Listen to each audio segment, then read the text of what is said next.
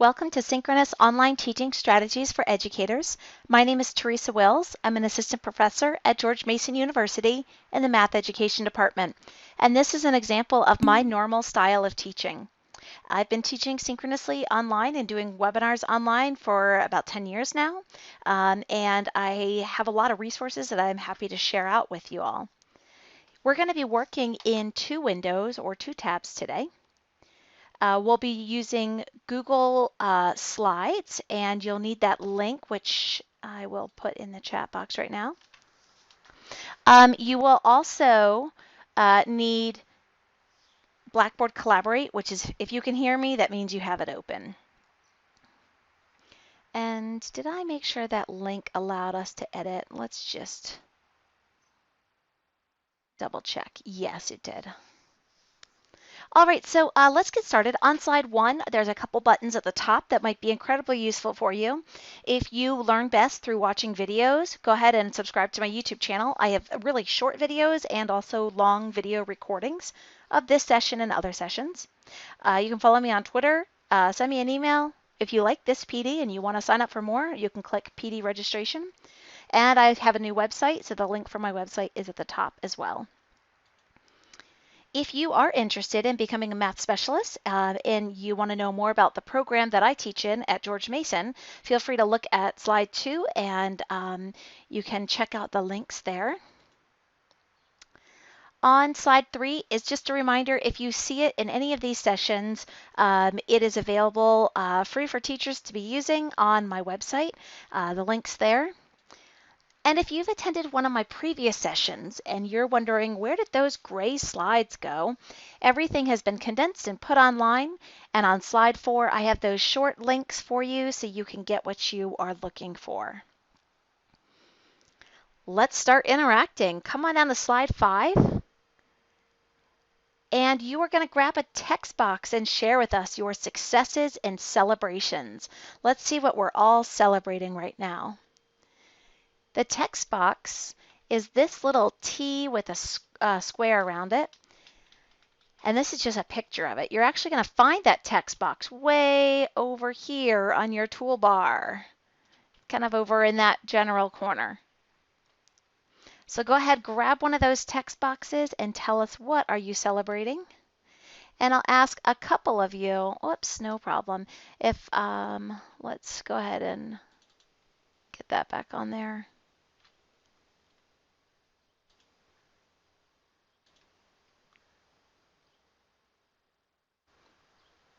Give me just a minute here. Got a lot of pictures, so it's taken a little while to load.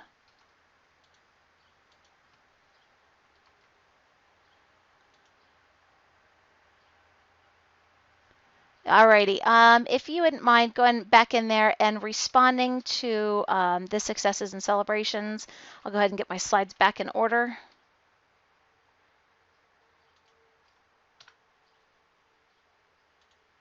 Alrighty.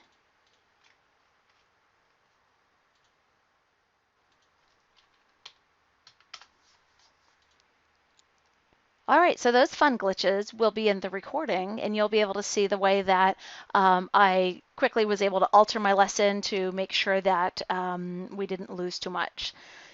All righty, I'll ask a couple of you all to turn on your microphones and share with us what you have written in here. And Katie, can we start with you? How are the dance parties? It's good. Just in the evening when it gets to dinner time, I can tell my kids are starting to wind down, get a little cranky. And so I'm like, come on, it's a dance party while I'm cooking. And so actually there's quite a few mixes out there for music while cooking. And so we find one we like and just they get to have a dance party in the kitchen while I'm cooking. Oh, that's pretty neat. I'm going to have to try that myself. So Sarah said that they're learning new tools for remote learning. Can you tell us a little bit about what you've learned and what you've implemented?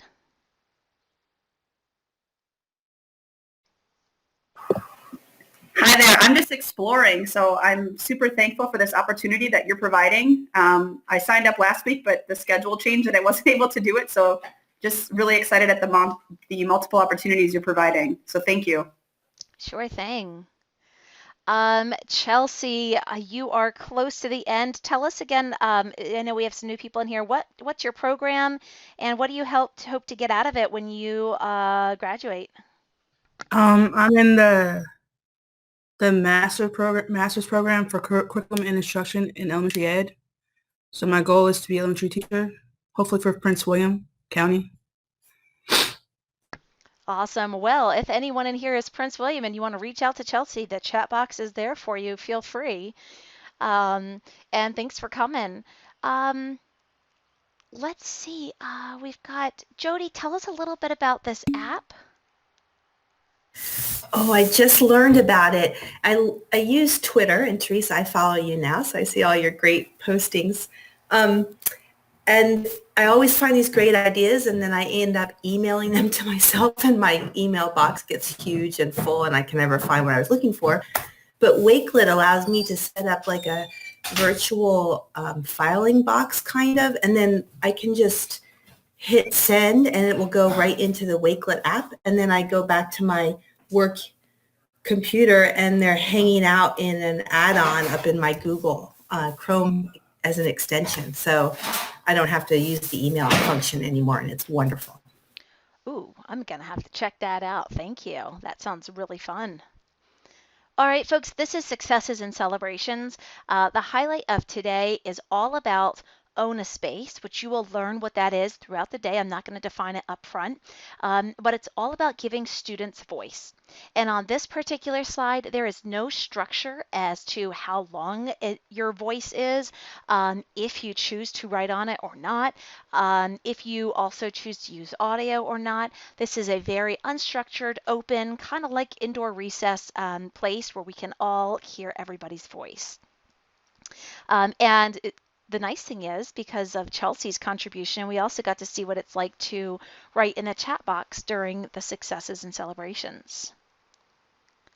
All right, let's jump right in. On slide 6, if you come on down there, I have some math goals on here, and we're not actually going to do math today. I know that makes some of you totally sad, but I'm going to show an example of the goals that I use regularly. And I'm going to ask that you read through these, and there are 3 emojis in the top right-hand corner.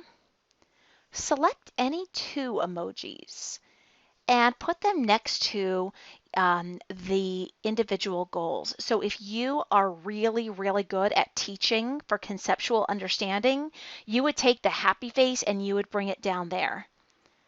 If you're kind of not sure about one of these, you can take the kind of not sure face. If you're middle of the road, you can put middle of the road next to it.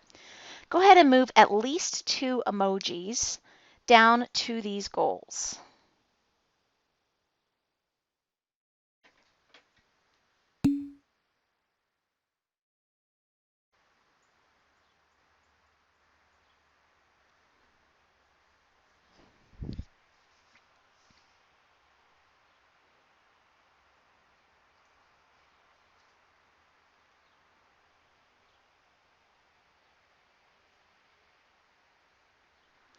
And while people are moving those emojis, if you would like to share out using your microphone, the question I have for you all today is how might you use visible polling in your content for unit or daily goals? Turn on your microphone and tell us how this template might be useful for you.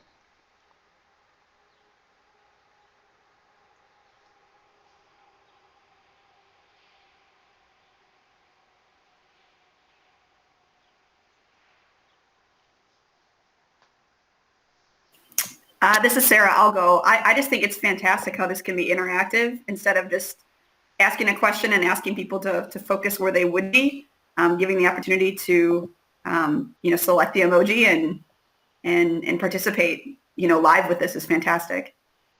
Yes, absolutely. So we're participating live. We get to see everyone's responses. How about content specific? How might you use this for social studies, unit goals, or daily goals? Science, art.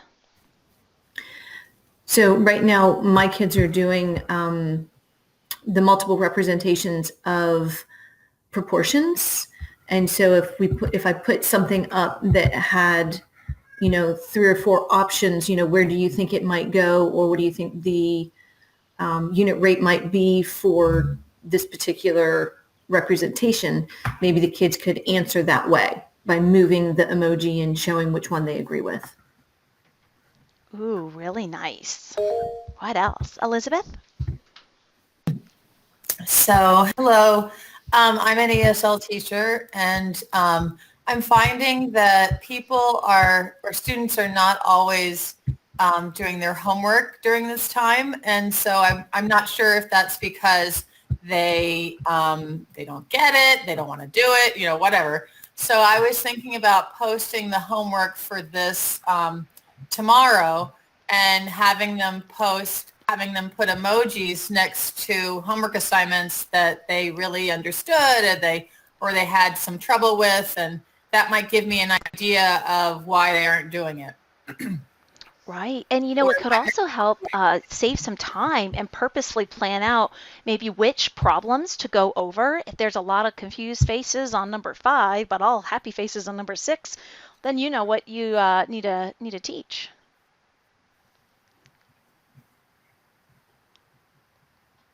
Some other responses that I've heard about this is in a social studies unit, there might be 5 main objectives, and putting them up at the very beginning, asking students how they feel about those 5 objectives, and at the very end of the unit, asking them again.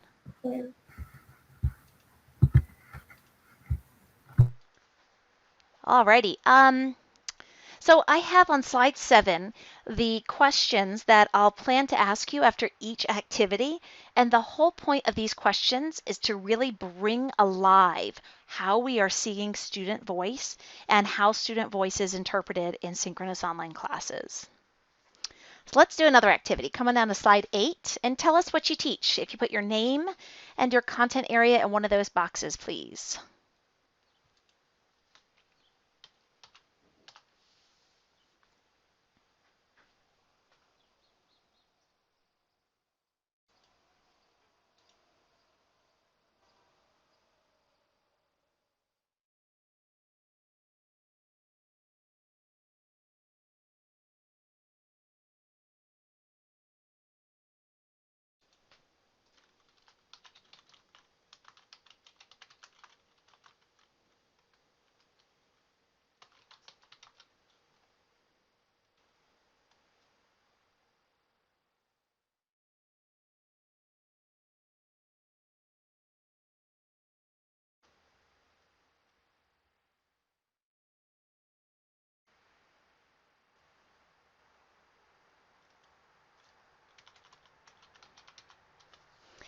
And at the bottom of the screen, I've got some presenters notes where I try and keep some color coding.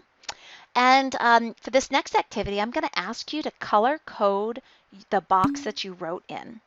And so in the way that you're going to color code that is you're going to find the fill bucket.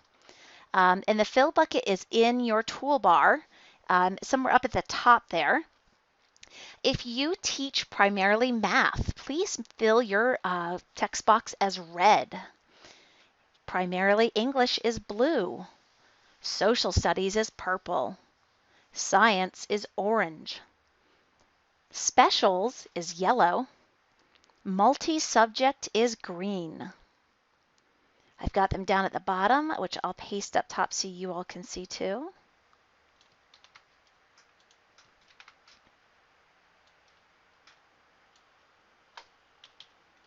Go ahead and color code the box that you wrote in.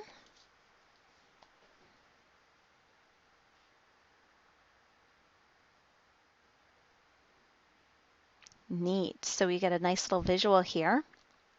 And I'm going to turn it over to the pedagogy experts in the room. That's all of you all. On slide 9, how might you use respond and color code in your content area?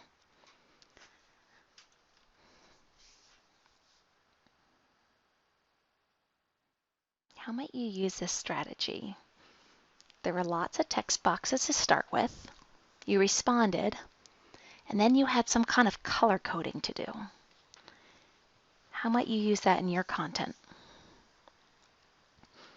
Go ahead and turn on your mic and tell us.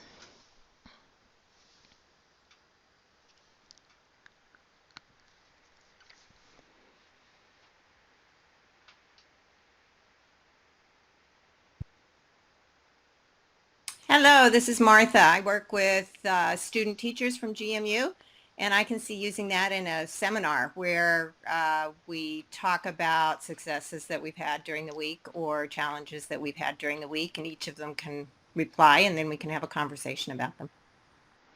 Yeah, and one thing working with teachers when we have these challenges, some of them are, for example, behavior challenges, which we might color code in blue. Some of them might be content area challenges, some might be tech challenges. So we would have a way to kind of categorize them. How about other contents?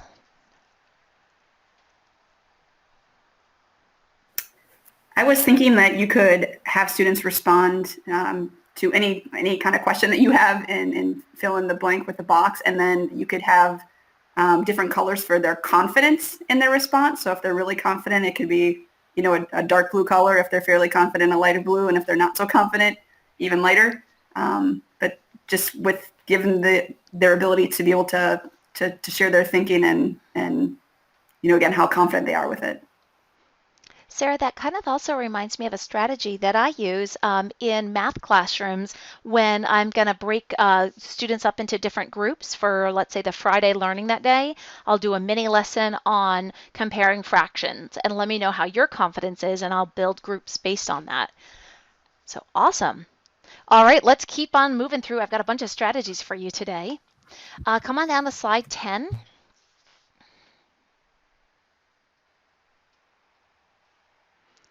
On slide 10, I want everyone to have a voice here. Go ahead and take that star and move it to the picture that best describes your feeling towards distance learning. Grab a star and move it.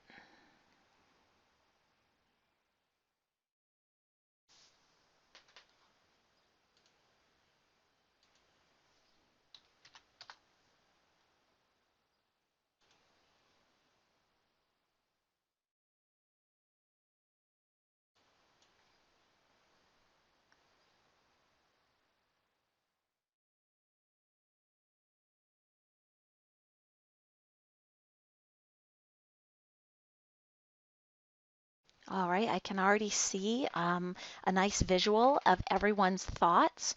And now I'd like you to kind of defend your reasoning. Tell us why you feel that way. Come on down to slide 11 and put your cursor, if you double click one of those little areas, you'll be able to type directly in the chat box. Make it short and sweet, but why do you feel that way?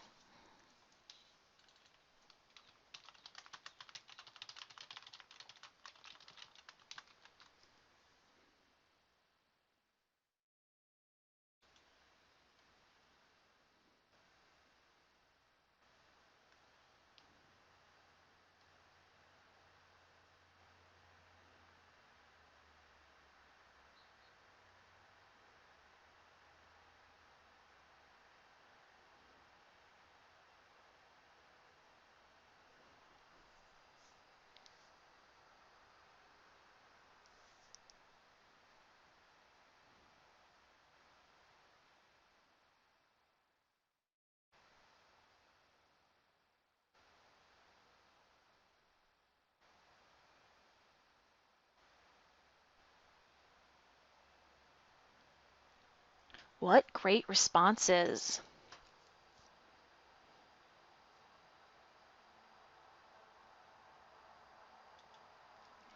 Once your response is in, come on down to slide 12.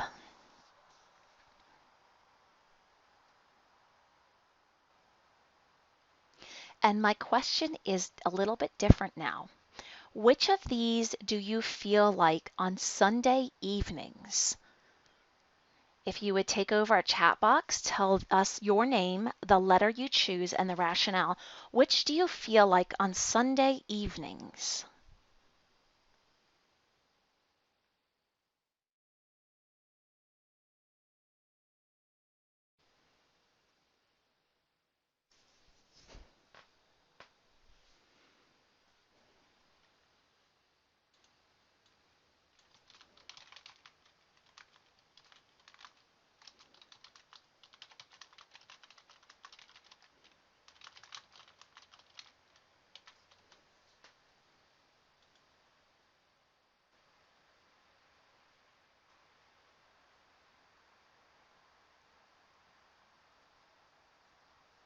Now, you as the pedagogy experts could probably think of a variety of ways of using this template here. You might do small groups, you might do whole groups, you might put all the A's together, all the B's together, C's and D's, and have them talk in small groups. You might put a mixture of students, so at least each group has at least one person who said A, one person who said B, one C, one D. But for our purposes today, I'd like to ask the question on slide 13. And turn on your mics and go ahead and use the chat to explain this. What's similar and different about those templates? Why might you choose one over the other? So you have the same images, the same 4 choices, but different ways of interacting. I would say for the on slide 10, that is more like anonymous or like more secretive of what students choose for their answers. While the other two, well, the second one's like that too, but the like third one, the students have to own their answer. Yeah, so they're owning it there in that third one. What else? Why might you choose one over another? Hi, this is Donna. Can you hear me? Yeah, sure can. Oh, perfect. I could see slide 12 if there were maybe 4 different strategies of ways of solving a problem. Students could explain their rationale for the strategy maybe. Right. Oh, I'm going to use that one on Mather Days. Thank you for the idea. Nicole, I see your mic on. Did you have an idea here? Hi, yes. I was just going to point out, I like how the template on slide 11 gives students the opportunity to see maybe like other really different reasons why students in the class selected that option. Absolutely. So on slide 11, we do get to see similar responses grouped together. On slide 12, we do have to own it ourselves. Awesome. So no matter which one you use, students get a voice. They just get it in a different way. All right, come on down to slide 14. Much like in successes and celebrations, this time I'd like you to get a text box and write a response. What has been successful so far with distance learning? Now here's the catch. Please only put one successful thing per text box and use as many text boxes as you want.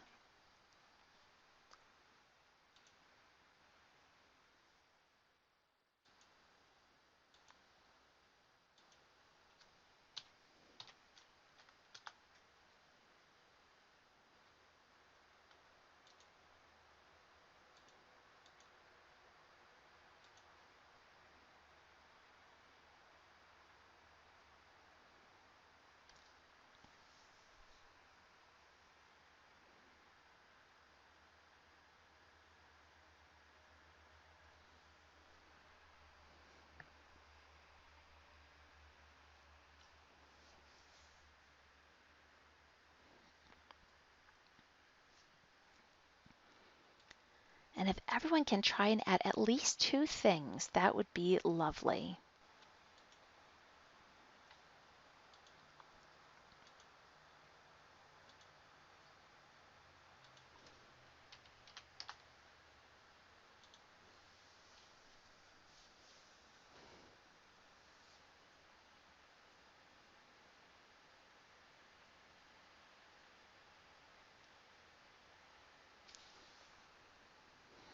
In my classes, my students kind of coined the name of this activity as a tweet board because one time, as all the students were writing, it was a class of about 28 students, someone turned on their microphone and said, y'all, can we keep it short, like a tweet, so that there's room for us all?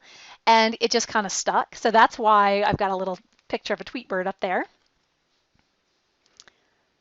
Alrighty, I am going to kind of push you in another direction here.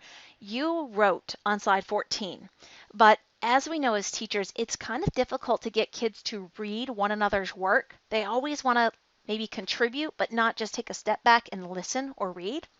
So here's how I'm going to motivate you to do that. Just kidding, hang on. There we go. I have a tug of word line now up here.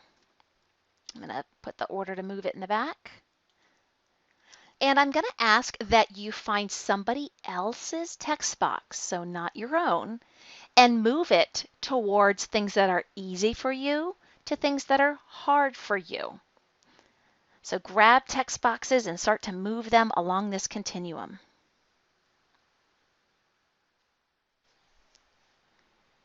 Feel free to resize things so that they fit.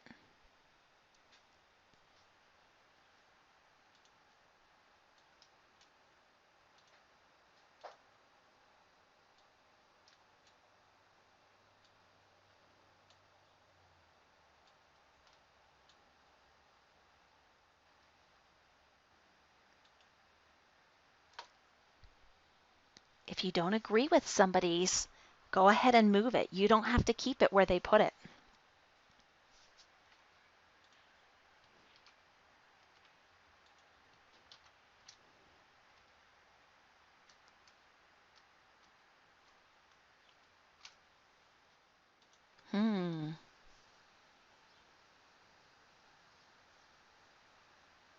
And we've got room above the rope, so they don't have to be right on it.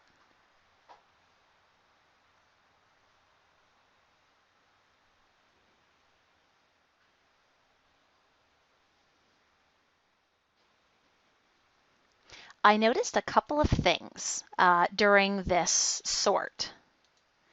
And one of them was, here it is, this asynchronous learning. This one got tugged a lot. First it was on the easy for me area, then it was on the hard for me, and I watched this word move back and forth.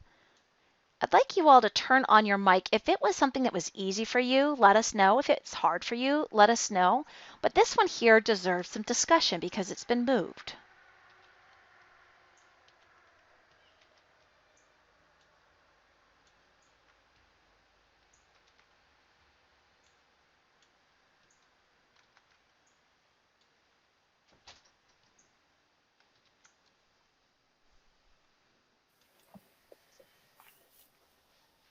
So my thought on this is it's interesting. I've got two children at home that are, finding themselves remote learners for the first time. One is doing really well with the asynchronous learning and not necessarily having a strict schedule. And the other one, who is usually a phenomenal student, is really struggling. So not having that structure can be beneficial for some and not for others. I think that's interesting. Yeah, so it's different how students interact with distance learning. What about somebody who thinks that asynchronous is rather easy? Asynchronous meaning on your own time, it's not live. This is Chelsea. The school I'm interning at, it's a Title I school, so most of the students don't have like laptops or have multiple siblings in the same household, but do have laptops, so it allows students to go at their own pace or when there's free time for them. Right, so we have two very kind of different perspectives here and good reasoning for it.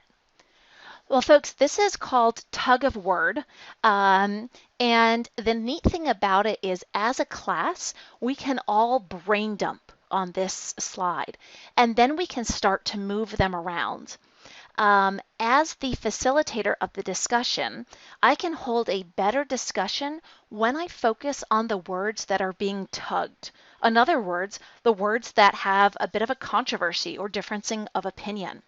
That's going to be very different than if I pick a word that has stayed stationary in one spot the whole time. So I'm going to ask you, how might you use tug a word in your content area?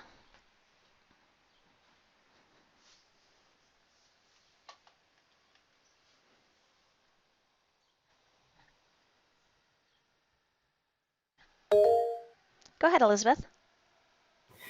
What comes to my mind is doing it, I don't know exactly what the content would be, but changing the words to agree, disagree, and figure out where they fall on the line. Ooh, On the very continue. cool. So I'm going to do that on slide 15. And if we can get someone else to talk about their content area, I'll put this on here, but agree and disagree. Who else has an idea for their content? I think you could use it for positive and negative connotation in language arts, Ooh. moving them up and down for more positive to least positive. Very cool. You could also use it in terms of characters, so character motivation or theme. Neat. What else?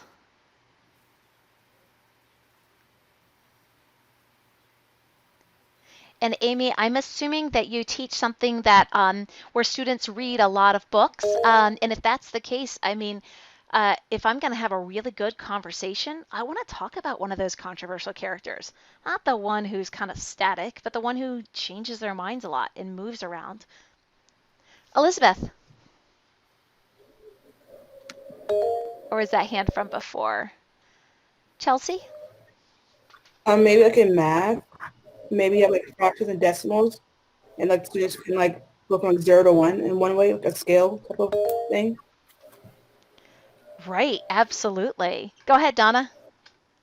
I was also thinking in math, for any standard, any succession of skills, that how students feel about having mastered that skill.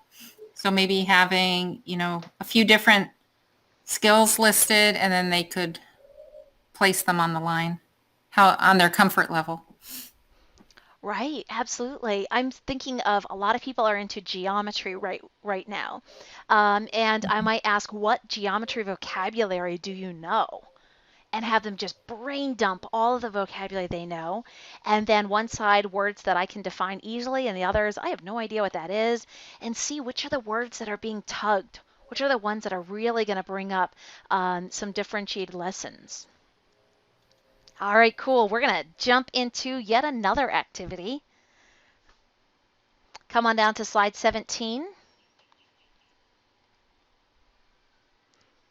And on this activity, you all are going to get to write on a space while seeing other groups' responses as they develop. So if you can look at slide 18 for just a minute, this is everybody's workspace. So everyone in the class is working on the exact same slide, just in a different text box. And what you're going to do, I'm going to put you in breakout rooms. I'm going to ask you to talk about the prompt. What does it mean to be a learner of technology? Why might it be important to show or model this to students? And as your discussion begins, it will probably begin in a very rough draft way. That's okay. Put your brain dump in the rough draft form it is in your text box. At the end of your conversation, as you start to converge on some major ideas, you can then delete those words and write a more coherent sentence. So that's your task to do. I'm going to be the one to put you in breakout rooms. You can turn on your microphone as soon as you're there. Say hello to everyone, and go ahead and start with the brain dump. Our breakout rooms are going to start in 3, 2, 1 now.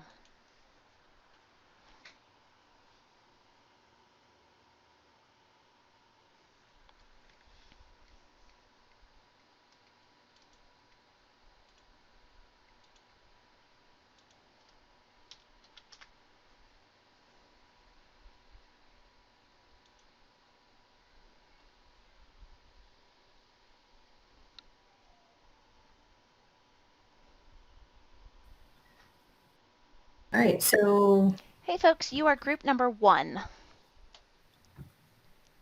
What does it mean to be a learner of technology?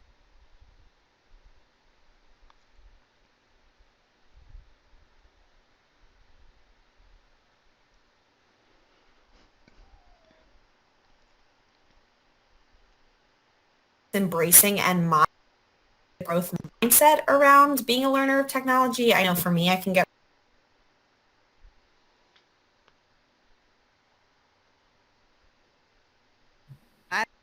I'm I'm with George Mason as a university supervisor for teacher candidate, student teachers.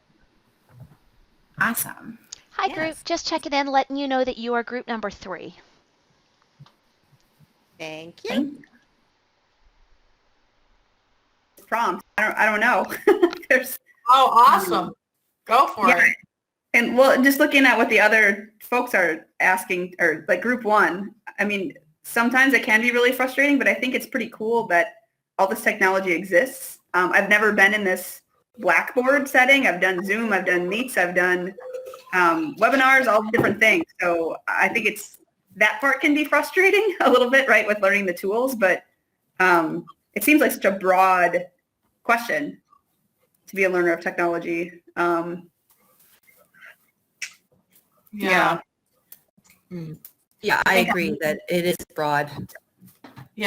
I think I need a little bit more of a specific question to kind of grasp what she's asking, but well, I love what you wrote. I think that's super important, right? To teach good digital citizenship. Yeah. That's a fantastic response. Yeah. That was Jody. Nice work, Jody.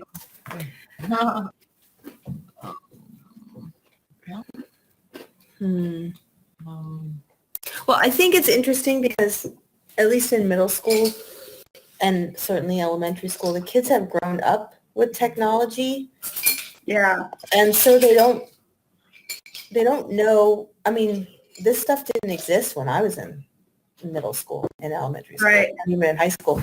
So you do have to teach them in the same way, like just because at least in this setting right now, we have our microphones on, but not our videos. We can't read facial expressions and body language. Yeah. And so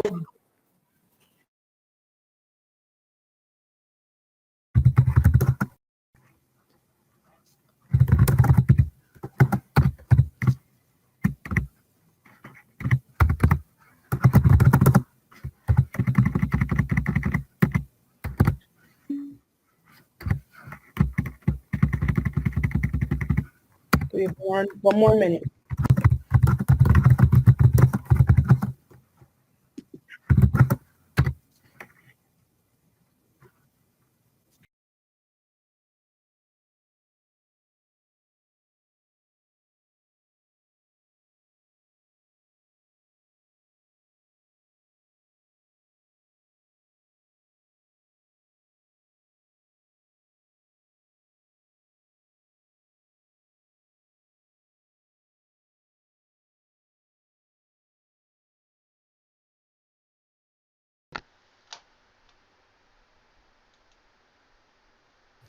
Welcome back, everyone, to the main room. Hello there and welcome back. Now's about the time where I am very transparent in that I am not giving you the appropriate amount of wait time because of the audience that I am teaching right now. You all are teachers, and so I realize that all I need to do is give you an idea and you're going to run with it. So on here, every single group was writing at the same time on a slide that you all could see. My question for you on slide 19 are what are the advantages of viewing the brain dumps from other groups while developing your own ideas?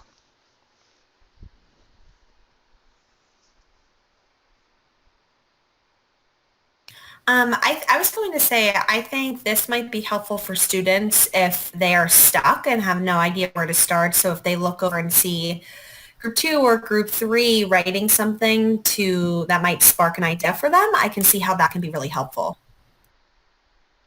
Absolutely. So kids who aren't sure where to begin or might be a little stuck, what else? What advantages did you find?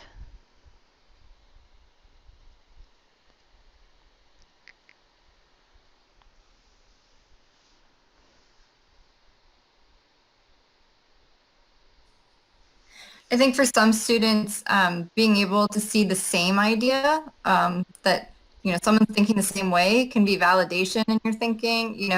Sometimes you don't always get the immediate feedback.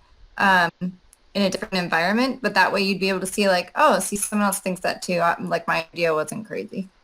Absolutely. I definitely feel validated when I see somebody else using my idea there too. Awesome. All right, let's jump on down to yet another strategy. I've got them jam-packed for you today, and I hope that this method works out, but I'll take feedback from y'all.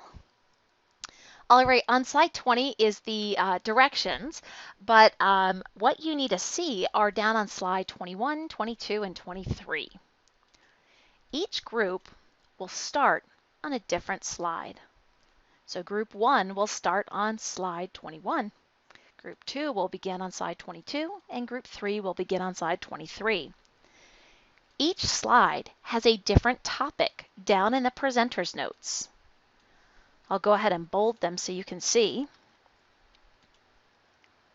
And you are going to have a conversation about that topic when you're on that slide. And you're going to add just one thing to each of the 4 compass points. The compass points come out of Project Zero from Harvard. They're amazing. I use them in my face-to-face class, and this is how you use them online. So group 1 will start on slide 21, and they'll answer that question, giving students editing rights to Google Slides. They'll write something that's worrisome, something teachers need to know, a stance they have, and something they're excited about. And then they're going to move down to slide 22. Now, group 2 had already had a chance to respond to this, so they're going to add something to it. And then they're going to move to slide 23, and they're going to add yet another thing to that slide.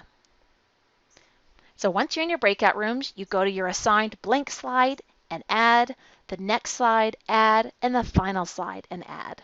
And then we're going to come back together. I'm creating new breakout rooms so you all can say hello to a new person. And our breakout rooms will start in 3, 2, 1, now.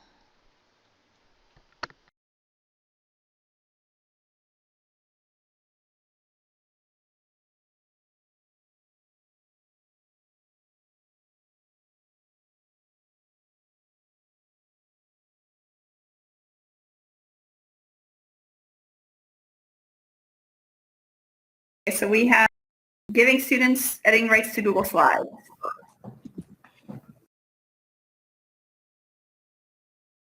All 4 of these boxes? I think so, Okay. yes.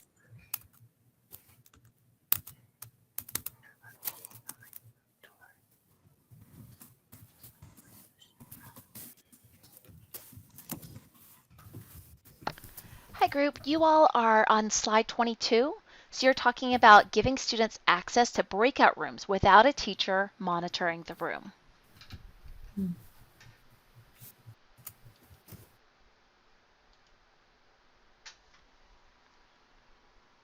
She used to be Franz with me.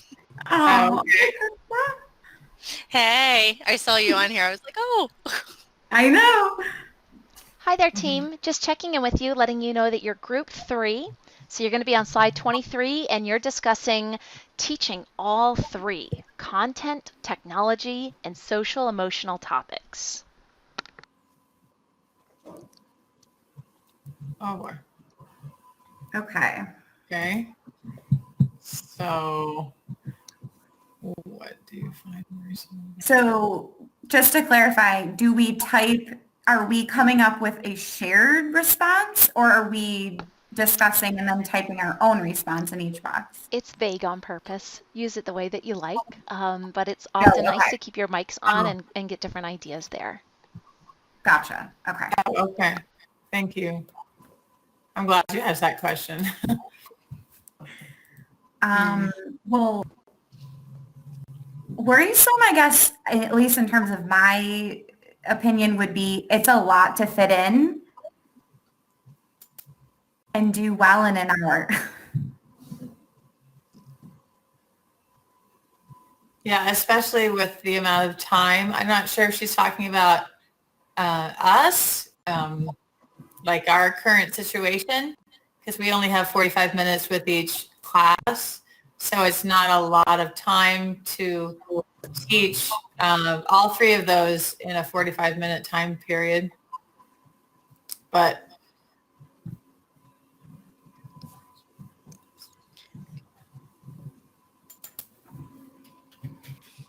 So we're thinking I'm time. great. Not how much.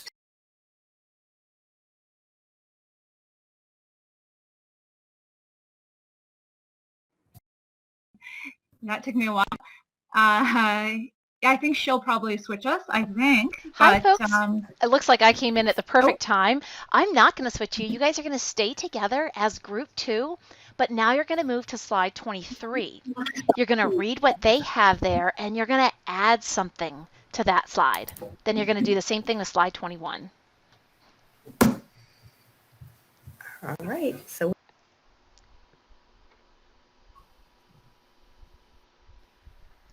Sweet. We're 4 for 4. Hi there, group 1. Hi. What a lovely job you've done. Your next steps are to go to the other 2 slides, read what the group has responded to already, and add your own thinking to that slide. Okay. all right. Thank you. Okay.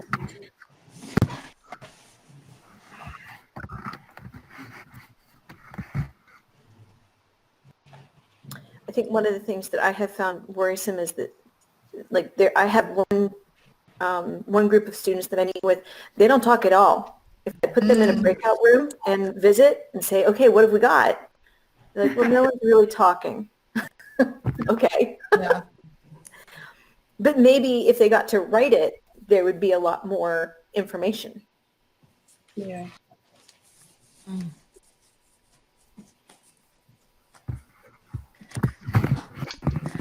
I have a question for the need to know, and that is when we record the Blackboard Collaborate sessions, are the groups also recorded?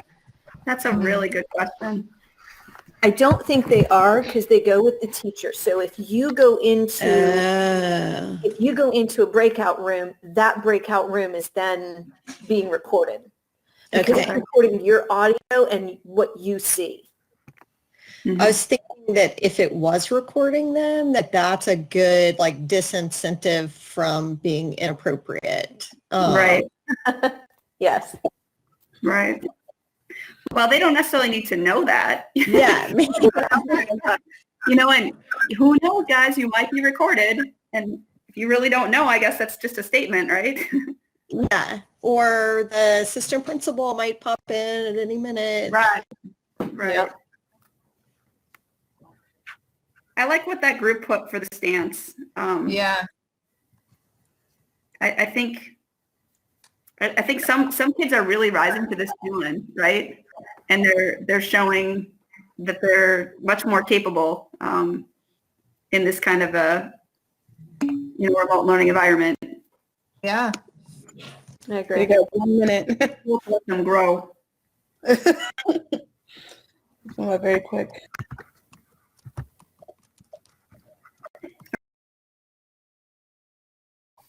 Run up to 21 real quick.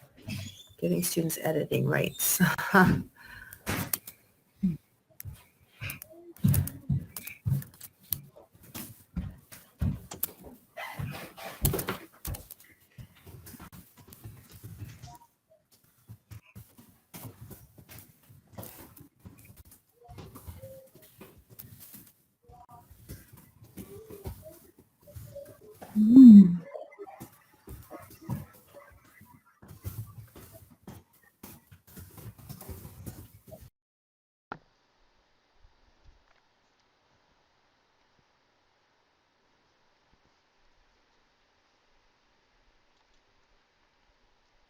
Welcome back to the main room.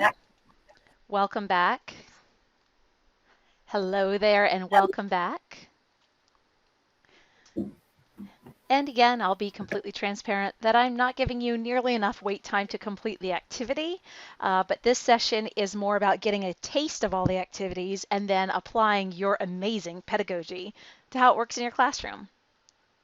So in this one, it was really neat because you started with your own question, you had 2 other questions, but you entered them different ways.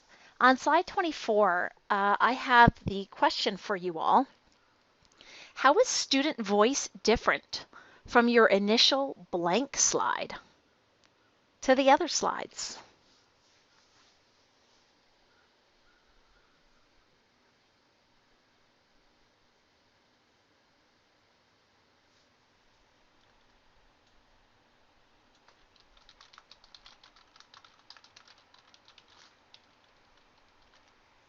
How is it different? You being the student and having a voice.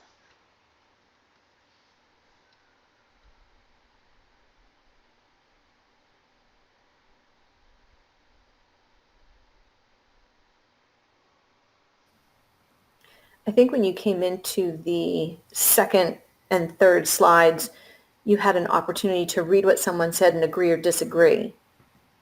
And it kind of prompted your thinking in a different way. Whereas the first slide, it was fresh and you put down what you thought, but it was more putting something out there. And whereas the second and third slides were more agreeing and disagreeing and moving on from what they said.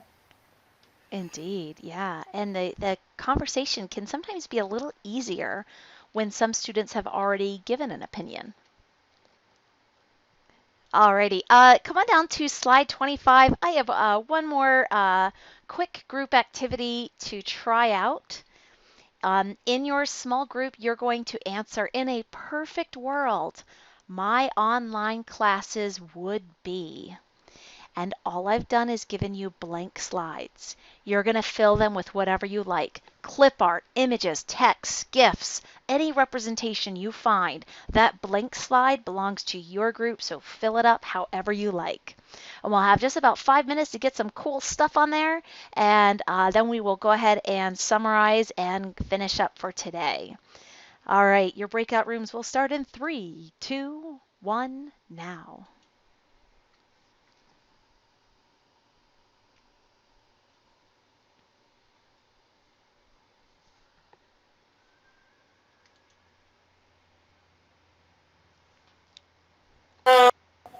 Hey, Hello. how are you?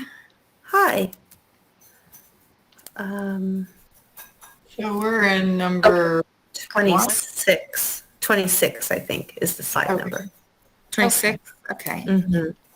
Okay. So let's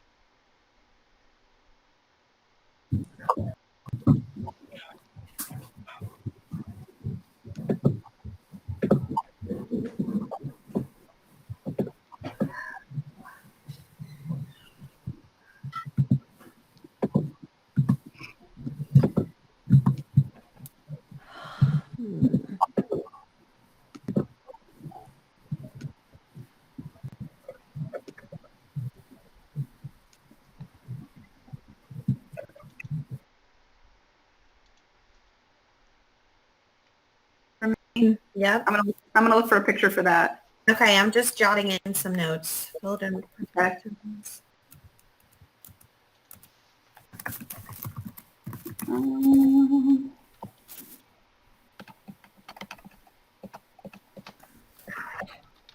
Here, I like this. This is a really cool, this has been fantastic. Yeah, this has been, oh my God. It's like, I love PDs like this, but then I'm also like, oh my gosh, there's so much to try. Yes, right.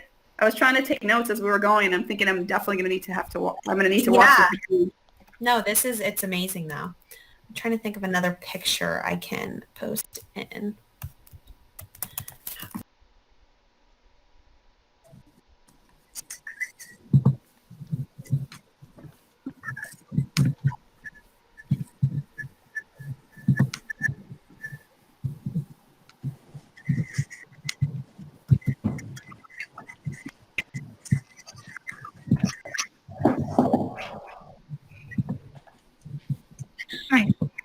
Good, I like those images. I'm going to try it.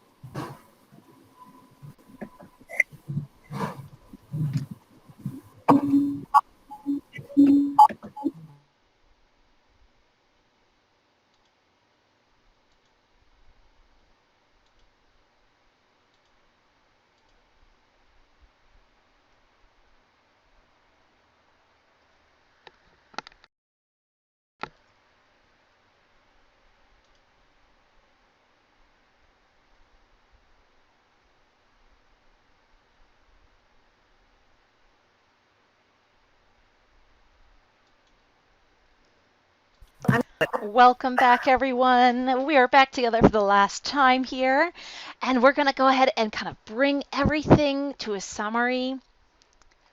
On slide 30, my question is, how is student voice different when completely unstructured? Like, y'all just got a blank slide.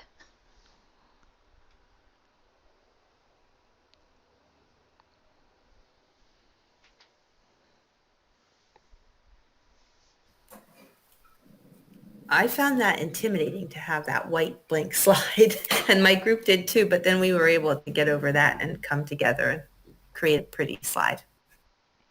Awesome. Thanks for sharing that too, because yeah, it can be a little intimidating early on. Who else? How is your student voice different? I can see a lot of students being really excited about it. Like I know for me, I probably wouldn't have even thought to copy and paste images or GIFs in there if you hadn't given that direction. So I can see kids being kind of excited with the freedom to express themselves in a way beyond traditional just text. Yeah. Martha? Allows kids to see different ways that they can contribute. So someone who's more used to typing or expressing in words can see someone else using the visuals and realize that, oh, that's there. Maybe I'll try that next time. Yeah. Wonderful. Well, I'm going to go ahead and summarize now, and I'm going to ask that you please find a bullet point on slide 31 to write your response. We've done a lot of things about student voice today. At the very beginning, we talked about successes and celebrations. We did a whole class visible poll on our objectives for the day. We did a response and color code. We talked about which image describes how we're feeling and a couple different templates for showing how we feel and giving us voice. We did a tweet board and a tug of word. All 4 groups wrote on the same slide as you talked about being a learner of technology. We did the compass points where you started with a blank slide and had lots of other ideas as you continued your thinking. And then you had completely blank slides. I'm going to ask, what activity from today's PD will you pledge to try to give your students more voice in your class?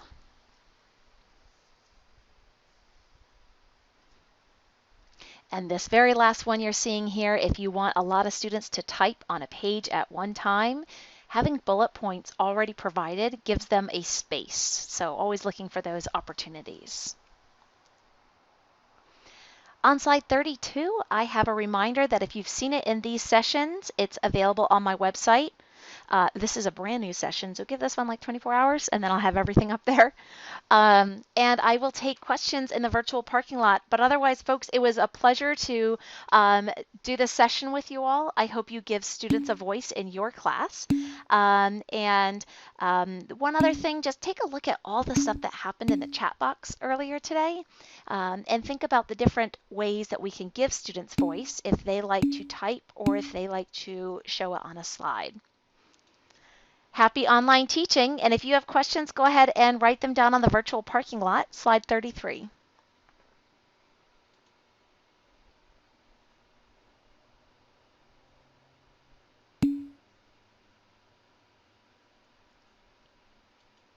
You're welcome. And if you all like this PD and want to come to others, you can click on the PD registration link there.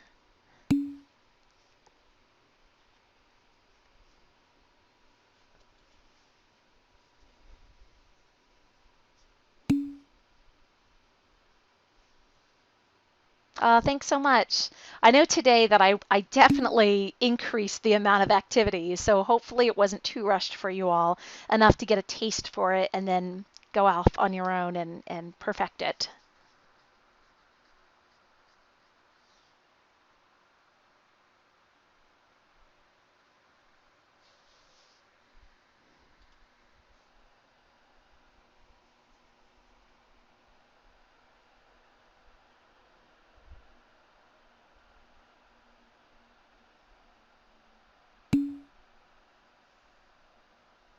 Oh, Chelsea, I'm excited that you're going to come to Mather Days. It's my favorite day of the week.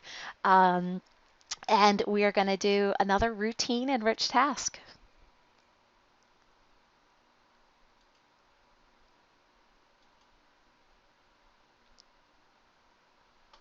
All right, well, folks, have a wonderful day and happy online learning.